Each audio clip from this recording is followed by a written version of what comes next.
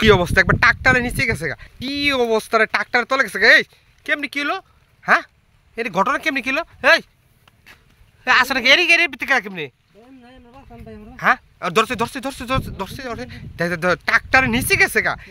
কেমন চালক রে, ফাপরি চালক। দিদি বাইকর বাইকর বাইকর দিয়ে এনে গেলা কেমনে? হ্যাঁ ওটা দিয়ে এনে গেলে কেমনে? হুম গাড়ি উঠা দিই, গাড়ি উঠা দিই।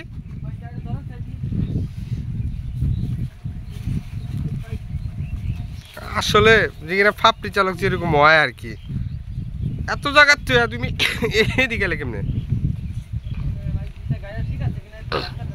পিছন দাও পিছনে।